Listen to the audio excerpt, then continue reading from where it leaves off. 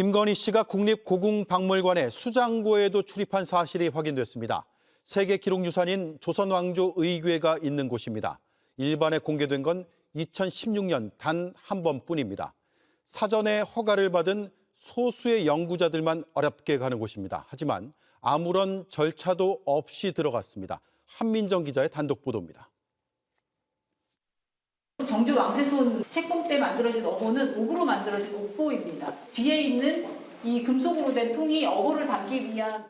국립고궁박물관의 수장고는 습도와 온도에 민감한 8만 8천여 점의 유물을 보호하기 위해 좀처럼 출입을 허용하지 않는 곳입니다.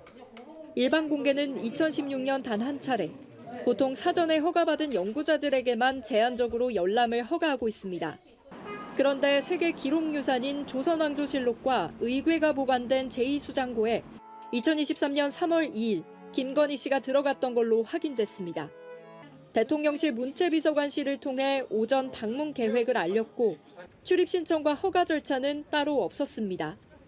그런데도 박물관 측은 점심 무렵 도착한 김 씨를 위해 평소 굳게 닫힌 철문을 열고 출입증을 태그하며 최소 5개 이상의 보안 절차를 해제했습니다. 김 씨는 박물관 직원과 함께 약 10분 동안 수장고 안에 머물렀지만 김 씨의 출입 기록은 어디에도 남아있지 않았습니다. 아무나 들어갈 수 없는 조선 왕실의 유물이 보관된 수장고의 문이 김건희 씨 한 사람을 위해 열렸습니다. 철저한 조사와 조치가 필요해 보입니다. 특혜라는 지적에 박물관은 담당자의 기록 누락이라며 향후 동일 사례가 발생하지 않도록 하겠다고 밝혔습니다. 김 씨는 이로부터 사흘 뒤에도 윤석열 전 대통령과 박물관에 찾아와 수장고를 보고 싶다고 한 것으로 파악됐습니다. 김 씨가 수장고에서 조선 왕실의 유물을 빌리거나 반출하려 한 건 아니었는지 의심된다는 지적도 나옵니다. JTBC 한민정입니다. 국립고궁박물관이라는 곳이 있습니다. 이게 경복궁 바로 근처에 있는 곳인데 국립고궁박물관 수장고에 김건희 씨가 다녀갔다. 근데 다녀갔는데 들락날락한 기록은 남아있는 게 없습니다. 네. 국가유산청에 따르면 2023년 3월 2일에 세계 기록유산인 조선왕조실록, 의궤, 지금 화면에 나오는 저런 수많은 문화재가 있는 이 국립고궁박물관의 제2수장고에 약 10분 정도 다녀갔다라는 건데요. 그러니까 수장고라는 곳이 그냥 단순히 문화재들 모아놓은 곳이다 생각하시면 곤란한 게 습도라든지 이런 걸 다 예민하게 맞춰야 되고 네. 그런 것이기 때문에 출입을 극도로 제한하는 곳입니다. 따라서 이 박물관장도 네. 함부로 드나들지 못하는 곳인데 김건희 씨는 당일 오전에 방문 계획을 알렸다고 그러고요. 최소 5개 이상의 보안 절차를 해제하고 들어갔다. 이 내용까지는 확인이 됩니다. 네. 어떻게 봐요? 이런데 지금 지난번에 경복궁 그 근정전에서 어좌에 앉았다. 네. 부동산 예? 네, 땅 보러 간 여자의 모습이었거든요. 저한테는 약간 좀 그런 느낌. 근데 저는 이 보물을 보고 김건희 씨가 보면 뭘 아나? 왜냐면 그동안 그녀가 보여왔던 지적 수준이 유지부터 논문 표절까지 그다지 높지 않다는 걸 알고 있기 때문에 보면 뭘 아나가 궁금했고 뭔가 여기 지금 온도 습도가 굉장히 민감한 곳이라고 했는데 공기마저 뭔가 되게 더럽혀진 느낌? 아이고. 우리나라의 보물을 이렇게 약간 공기를 훼손했다라는 느낌까지 들고 과연 그냥 나왔을까? 뭔가 꿍꿍이가 있었을 것 같아요. 그러니까 아무 오인희 이유 입장에서는 없이 일단 저런 행위 자체가 기분이 나쁘군요. 아주 불쾌하죠. 너무 신성한 곳에 그럼요. 지금 대한민국에 가장 큰 죄를 짓고 있는 그 두 부부 중에 한 명이 들어간 거잖아요. 남편도 그 뒤에 가긴 갔다고 하는데. 이게 2016년에 그 전문가들 연구 목적으로 한번 들어가고 나서 그 이후로는 여길 들어간 사람이 없다라는 거잖아요. 예. 네. 근데 윤석열, 김건희 씨가 들어갔다라는 거니까 이거는 일단은 저희가 늘 김건희 씨와 윤석열 씨의 이 문화재 농단, 국보 농단과 관련돼서는 공사 구분 안 된다는 비판을 하긴 합니다만은 저는 요즘 그런 생각도 들어요. 그러니까 이 사람들은 자신의 권력을 확인하는 방법을 통해서 어떤 효능감을 느낀다. 그리고 어떤 쾌락을 느낀다라는 생각이 좀 들었습니다. 왜냐하면 이거는 일반적으로 들어가가지고 뭔가 어떤 문화재나 이런 것들을 관람하거나 혹은 이따 뒤에 얘기하겠습니다만은 대여를 한다라든지 혹시나 반출을 한다든지 이러면 안 되는 건데 실제 이런 데를 스스럼 없이 들어가가지고 열어라 해가지고 열어주면 그때 이제 본인들은 아 내가 역시 권력자구나라는 그런 쾌락을 느끼지 않았을까요? 그래서 늘 뭐 검찰총장이라든지 지검장이라든지 그런 자리에 올랐을 때마다 김건희는 이런 식으로 뭔가 불가능한 것을 가능하게 만들면서 자신의 권력을 확인해 왔던 것 같아요. 네. 근데 좀 지나쳐도 한참 지나친 일을 벌인 것이죠. 뭐 근정전이라든지 명성황후 침전을 비롯해가지고 이제는 고궁박물관의 수장고까지 들어가서 만약에 진짜 여기 이제 김한 기자가 제보받은 대로 문화재를 만약에 반출했다든지 임시적으로라도 뭔가 갖고 나왔다라고 하면 이건 범죄입니다. 당연하죠. 지금 말씀하신 그 내용이요. 우리 김한 기자가 제보받았다는 내용이 이제 한 방송을 통해서 그 방송에서도 그 얘기를 하려고 간 건 아닌데 네, 그 얘기를 하게 되면서 이게 지금 일파만파 퍼지고 있어요. 네, 그러니까 뭐 이게 이럴 일인가 싶긴 한데 유튜브 시대의 큰 폐해다 이런. 일단 그 내용을 좀 설명해 주세요. 네. 그러니까 어떤 일이 그게 있었는지. 제 기억에 관저를 요새화했을 때 무렵이었는데 자기가 아는 사람이 문화재청에 있는데 관제 유세화라는 건 그 체포가 체포영장에 시도될 때 저지하고 있을 때. 근데 이제 자기 아는 사람이 문화재청에 있는데, 그러니까 반출된 게 있는데 그걸 수장고에서? 그 수장고인지는 모르겠어요. 아 그거는 확인이 안 되고. 그러니까 반출되면 안 되는 문화재가 반출된 게 있는데 네. 그게 지금 회수를 탄핵이 되면 회수를 어떻게 해야 되나, 지금 경호처도 저렇게 돼갖고 누구한테 연락을 해서 회수를 받아야 되나, 이거를 전전긍긍하고 있다라는 이제 제보를 받고 저희는 그때 뭐가 관심이었냐면 김건희가 어떤 이제 말하자면 그 영부인 포지션에서 했던 사업들이 네. 관심이었어요. 그러니까 예를 들면 김건희가 직접 뭐 오너는 아니겠지만 어쨌든 그때 뭐 김건희 굿즈라든지 김건희 에코백 뭐 이런 것들 관련해서 저희가 이제 자료 요청도 막 하고 이러고 있을 때라서 그 자료 문화재 반출 리스트 자료 요청도 하고 이제 그때 그랬었어요. 네. 근데 뭐 그 후에 뭐 워낙 다이나믹하게 많은 일들이 있었으니까 사실 이제 지나갔죠. 그리고 지나갔는데 잊어먹고 있었죠, 저도. 근데 요새 이제 그 참 제가 머리가 나쁜 게 어자에 앉았다라는 얘기를 들었을 때만 해도 그 생각을 못했어요. 근데 어저께 수장고에 갔다고 하니까 그때 누가 문화재 반출된 거 못 받아갖고 전전긍긍한다는 얘기 했었었는데 라는 생각이 나서 그런 제보를 받았었는데 그때 우리가 확인이 안 돼서 그걸 이제 기사화까지는 하지 못했고 예. 근데 제가 그때 후배랑 했던 대화가 기억이 나더라고요. 그래서 뭐 그런 얘기 하면서 야 이거를 가져갈 수 있을까라고 하니까 이제 가져갈 수도 있지 않을까 그래서 야 이게 문화재인데 지금 이게 이걸 어떻게 가져가 막 이런 얘기를 했던 기억이 나는데 말이 되는 소리 해라. 말이 되는 소리냐. 그 정부가 다 이제 말하자면 그 품번 매겨갖고 관리하는 건데라고 했는데 그게 지금 이제 수장고까지 가고 2번 갔다는 거 아닙니까? 그렇죠. 네, 한 번 혼자 갔다가 한 번 가고 네. 또 남편이랑 한 번 같이 네, 가고. 2번 갔다는 건데 그러면 왜 2번이나 거기를 갔어야 됐을까라는 생각이 사실 드는 거죠. 그러니까 그렇죠. 그리고 지금 김건희가 보여주는 어떤 행동 양식 예. 이런 거를 보면 우리가 최소한 예를 들면 공적 감각이라는 거를 갖고 살잖아요. 그러니까 예를 들면 인간은 그렇게 사회화를 시키기 위해서 근대국가 이후에 고등교육도 시키고 열심히 교육을 네. 시키고 사회화를 시키는 거잖아요. 그래서 최소한의 양식 같은 걸 지키면서 살아가잖아요. 어쨌든. 예. 근데 김건희가 지금 하고 있는 행위를 보면 그게 없다는 거예요. 그러니까 그게 없는 게 지금 드러나는 거고 그게 없다라는 건 뭐냐면 당연히 일반적으로 상식으로 야 문화재를 어떻게 대통령이고 대통령 할아버지고 문화재를 어떻게 반출해라고 생각할 수 있지만 네. 여기는 지금 와서 보면 그럴 수도 있었겠다라는 생각이 이제 예. 사실 이제 드는 상황까지 온 거죠. 자 이제는 그 지금 이 제보 내용을 보면 그러니까 반출된 것이 있는데 만약에 저 대통령 부부 그러니까 대통령이 탄핵이 되어버리면 그거 어떻게 회수할 것이냐에 대한 걱정은 있었다. 뭐 요 부분이니까 네. 그러면 뭐 수장고가 됐건 그렇지 않건 또 다른 곳에 있는 문화재이건 반출된 것들에 대한 명단을 지금 확인할 필요는 있을 것 있죠. 같다. 근데 지금 보면 출입 기록도 없는 그렇죠. 상황이에요. 그러면 당연히 이게 최소한 이 담당 공무원 이게 엄청 민감한 일입니다. 그렇죠. 문화재 중요한 담당하는 일이죠. 사람들. 예. 그렇죠. 그런데 만약에 권력에 눌려서 이걸 반출했다고 쳐요. 예를 드는 겁니다. 그러면 이걸 당연히 기록을 안 남겼겠죠. 뭐 근데 지금 다녔던 곳들 보면 그 다닐 때마다 CCTV도 꺼버리고 네. 뭐 지금 이런 얘기들이 확인이 되니까 근데 우리가 기시감이 드는 사건이 하나 있죠. 관저에 뭐를 설치했습니까?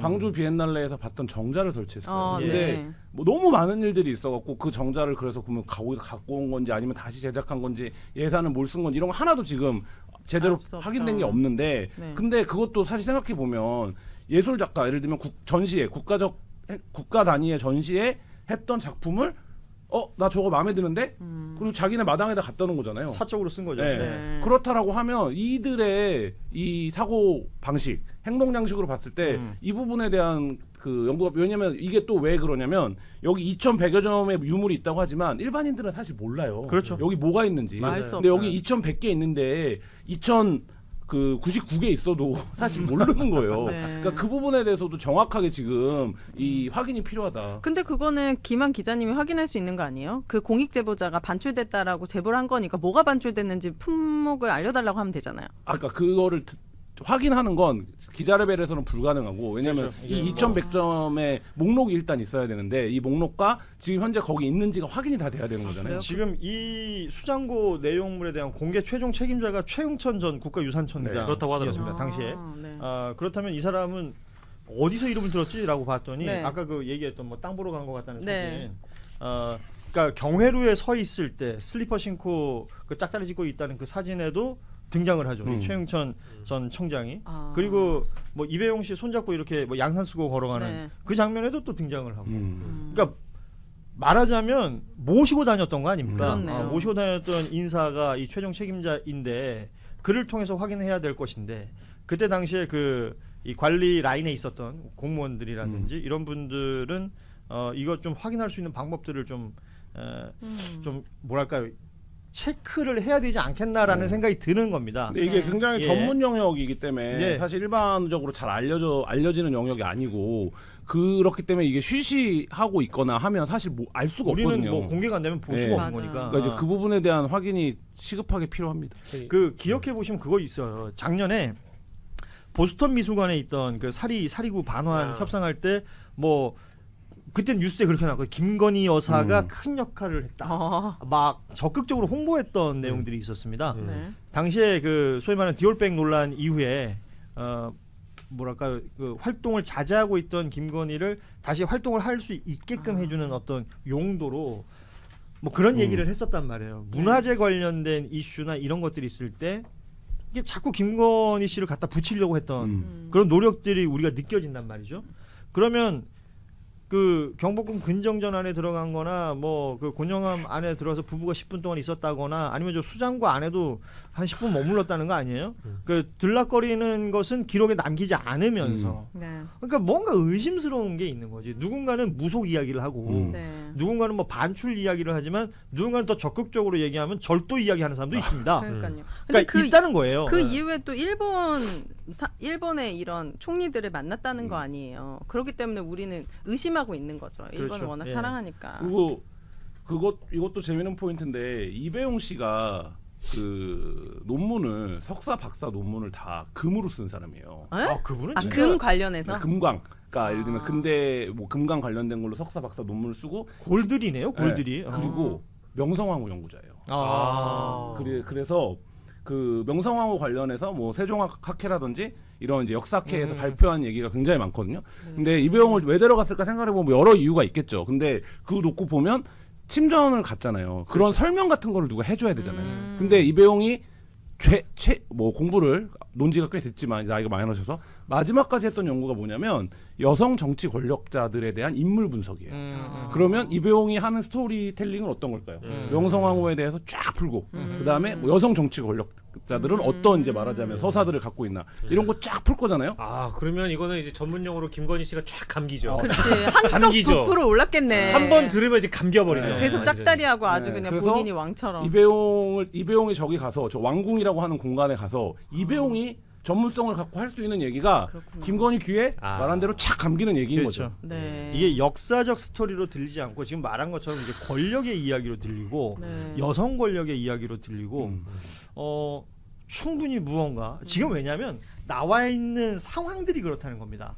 실질적으로 그 지난 3년 윤석열 정부 동안 공무 대통령직에서 해야 할 일을 과연 누가 했을까라는 생각이 이제는 들기 시작하는 거 아니에요? 네. 특히 지금 뭐 어제 오늘 계속 나오는 얘기들이 이제 외교 관련된 의전 얘기라든지 이런 것들이 많은데 그 중에 하나가 그러니까 프랑스 갈 때 이제 반려견에 대한 의전을 요구했다. 그렇죠. 뭐 그때 뭐 스위트룸 만들어 달라, 뭐 차량 그리고 그 개를 시중될 수 있는 뭐 서기관, 네. 예, 뭐 그런- 외교관을 갖다 달라, 뭐 이런 얘기 했다라는 것들이 알려졌고 네. 여기에 또 하나 더해서 독일 덴마크 순방을 앞두고는 현지 숙소 내부에 이 김건희만을 위한 영부인 전용 접견실이 설치가 됐었다고 합니다. 네. 물론 여러분 기억하시겠지만 독일 순방은 취소가 됐었어요. 맞아요. 이유도 모릅니다. 우리 그 그런데. 국빈 방문이었잖아요. 그렇습니다. 제 지인이 이제 여기 통역으로 있거든요. 근데 윤석열 정부에서 일했을 때 너무 힘들었던 게 보통 이런 외교 행사는 한 달 전부터 쫙 아이, 정해져가지고 그럼요. 본인 스케줄을 쫙 하는데 그럼요. 여기는 예. 하루 전에도 갈지 말지를 고민하는 엉망진창인 행정 때문에 굉장히 고생했던 기억이 그러니까 납니다. 이 모든 것들이 그러니까 전례가 없는 거예요. 그러니까요. 그렇죠? 그러니까 예의가 영부인을 위한 전용 접견실. 접견실이라는 단어 저는 자체가 어색하잖아요. 이거보다 반려견 의존이 더 웃긴 거야. 반려견도 웃기지. 야, 약간 또 웃기지. 그 프랑스가 우리 개 먹는다고 한 거 아니냐? 우리가 개를 얼마나 사랑하는지 한번 보여줘야 되는 거 아니냐? 네. 개도 호텔을 주고 이렇게 해서 우리가 야 개가 이게 다르다. 내가 키우는 개는 호텔에서 잔다. 우리 개 안 먹는다. 네. 저 이거 아니면 이거 설명이 안 된다고. 야. 근데 걔를 안 혹시 데려갔잖아요. 점심을 반주했어요? 네. 아니 이제 한결에 너무 한결에- 톤이 살아있는데. 한결의 공채 개그맨. 지금 연합뉴스 공채 개그맨하고 한결의 개그맨하고 지금 네, 대결하고 있습니다. 좋네요. 아니 근데 이제 그러다가 이제 원래 다 준비를 했잖아요. 반려견 의전 준비를 그쪽에서 요구를 하고 그쪽에서 준비가 되는 과정에 만약에 국빈 방문을 했다라고 하면 이제 어쨌든 이제 동물이나 식물들은 이 국경을 넘어갈 때는 전염병 문제나 이런 그렇죠. 방역은 굉장히 중요한 겁니다. 방역 문제 예. 때문에 분명히 그랬을 거예요. 우리 애기 주사 맞춰야 뭐? 된다고. 주사를 10개를 맞춰야 된다고? 분명히 그랬을 거예요. 그래가지고 낯설하신 거 아니죠? 이거? 멀쩡한 것들이다.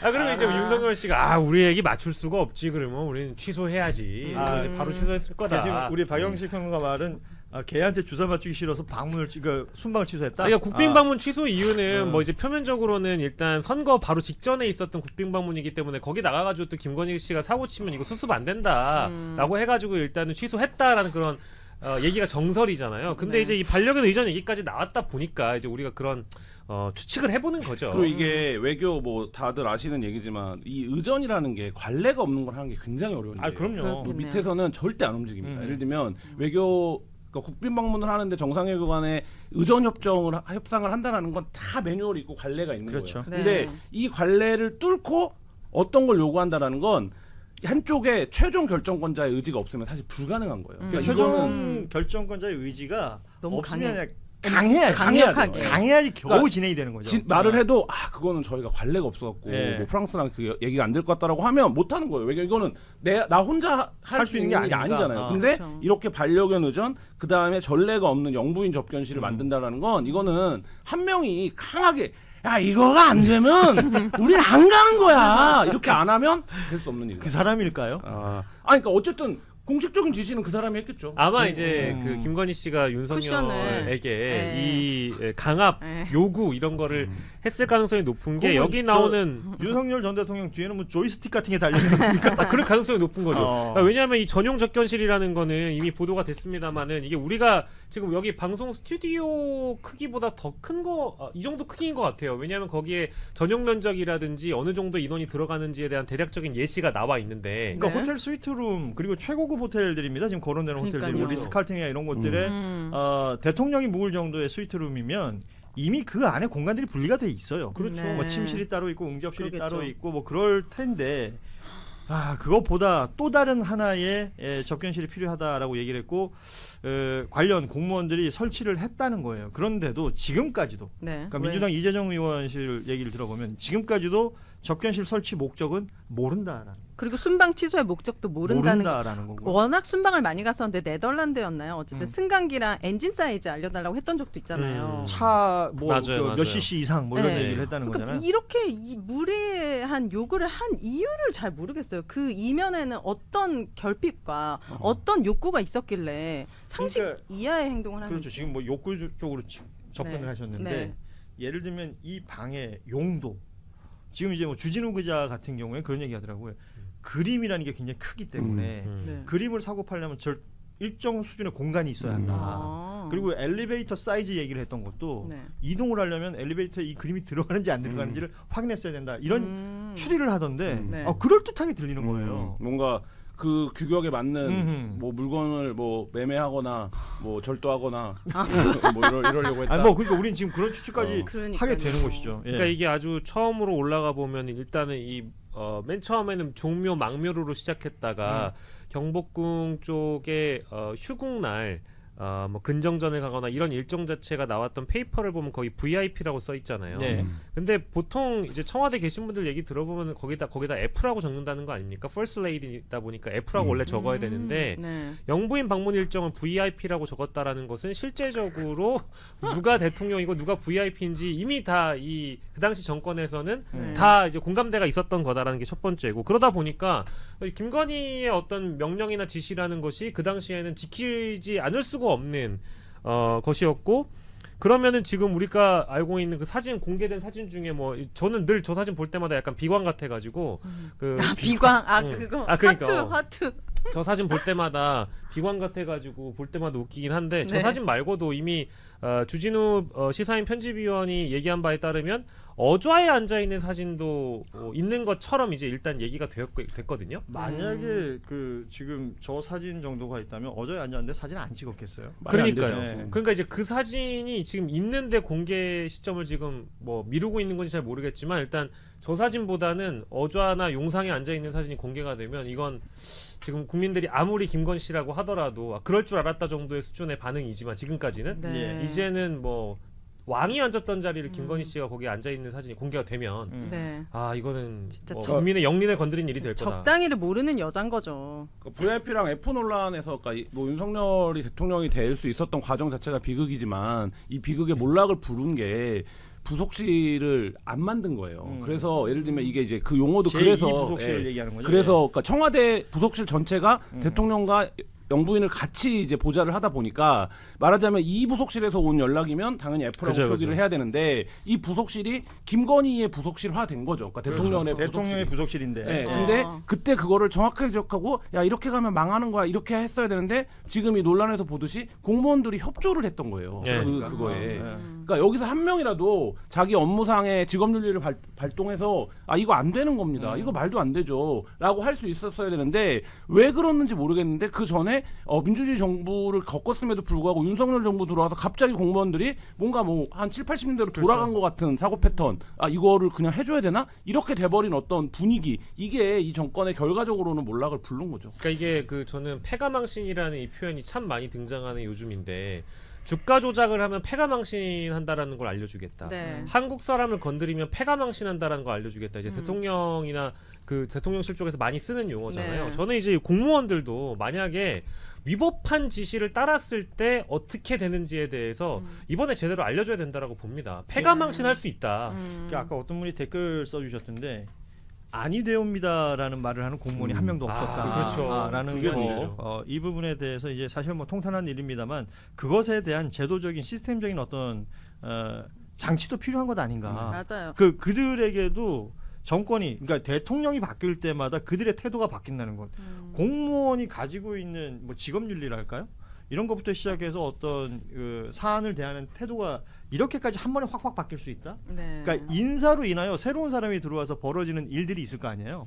여기에 대해서 부당함이 있다면 그것에 대해서 어떤 식으로 해야 하는가. 그러니까 소극적인 저항이라는 게 다 기록을 한다는 거 아니에요. 그렇죠. 네. 누가 시켜서 함.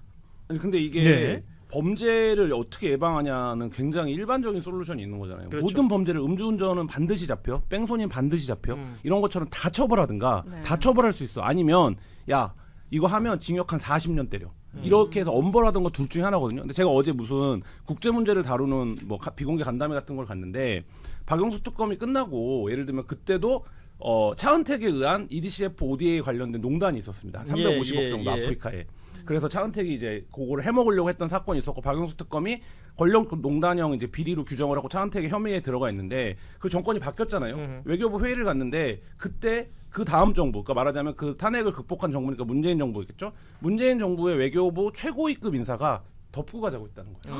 그러니까 자기네 공무원들이 처벌을 받으면 안 되니까 그렇지. 덮고 가자고 했다는 거예요. 그래서 그때 덮였고, 그게 지금 10년 후에 어떻게 뻥튀기가 된 겁니까? 윤석열 정부에서 ODA, EDCF 관련해서 해먹은 게 얼마인지 지금 측정도 안 될 정도의 금액으로 왔는데, 그때 말하자면 한 번만 엄벌을 해봤습니다. 외교부에 야 이거 눈먼 나라 또 눈먼 이렇게 쓰면 패가 망신당 이렇게 했던 징표가 남았으면 네. 정권이 진보든 뭐 보수든. 떠나서 공무원들이 그렇게 안 움직이는데 맞아. 그렇게 지금이라도 이런 과정을 엄벌해야 된다. 그래서 제가 사형을 집행해야 된다고 말씀드리는 거예요.